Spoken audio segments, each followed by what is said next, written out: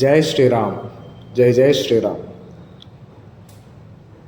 ప్రాణాలైనా అర్పిస్తాం, రామ మందిరం నిర్మిస్తాం అనే నినాదంతో 2015 శ్రీరామనవమికి మచిలీపట్నంలో శ్రీరామ శోభయాత్ర నా మిత్రుడు రమేష్తో కలిసి చేయడం జరిగింది.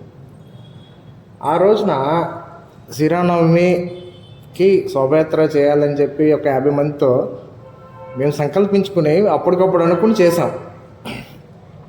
చేసినప్పుడు జనంలో బాగా ఇది వచ్చింది. ఆ నినాదం ఏదైతే ఉందో, ప్రాణాలైనా అర్పిస్తాం, రామ మందిరం నిర్మిస్తాం అనే నినాదం, అది అద్భుతమైన నినాదం. ఎందుకంటే నేను హిందూ యాక్టివిస్ట్గా మాట్లాడక కూడా అదే నినాదం కారణం.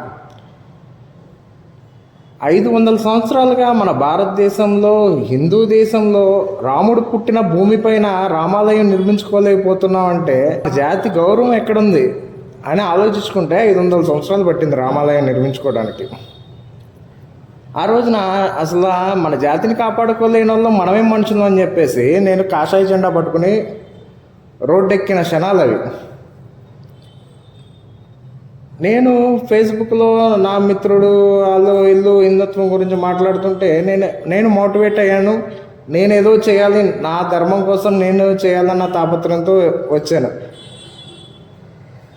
వచ్చి 2015, 16, 17, 18, 19 5 సంవత్సరాలు రాముల వారు నాకు అండగా ఉన్నారు. నా చేతుల మీద శ్రీరామ శోభయాత్ర నిర్విఘ్నంగా జరిగింది. చాలా ఆనందం కలిగింది. నేను కూడా ఈ రోజున జరగబోయే అయోధ్య రామ మందిరంలో నేను కూడా ఉడతలాగా నాకు తోచింది నేను చేశాను అన్న సంతృప్తి నాకుంది. మరి 2019 చేసే తర్వాత ఎందుకు చేయలేమంటే, తర్వాత 2 years కరోనా మహమ్మారి వల్ల మనకి అప్పుడే ఆ టైంలోనే లాక్డౌన్ రావటం, అలాంటి సమయంలో మనం చేయలేకపోయాం.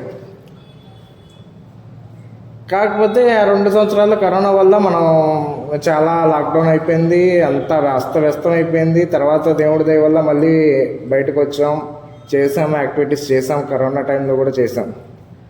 కాకపోతే ఫస్ట్ 2015లో శ్రీరామ శోభయాత్ర చేసినప్పుడు నాకు తెలీదు తోడేళ్ళు ఉంటాయని చెప్పి, నాకు అప్పుడు అవగాహన లేదనమాట. కొద్దిగా తోడేళ్ళ వల్ల ఇప్పుడు ఎవరైనా మనకి ఎదురొచ్చి ఫైట్ చేస్తే మనం ధైర్యంగా ఎదుర్కోగలం. వెనకాల గోతులు తీసేవాడిని మనం పసికట్టలేము. మనతో పాటు ఉంటూనే మన వెనకాల గోతులు తీసేవాళ్ళు ఉంటారని చెప్పేసి నాకు ఆ క్షణాన్ని తెలియదు. నేను ఒకటే నినాదంతో ముందుకొచ్చాను, హిందువుల ఐక్యతే దేశానికి శ్రీరామ రక్ష అనుకున్నాను.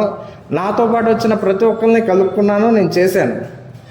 సరే, కాలం మనకి కలిసి రాకో ఏదైతే అది అయింది.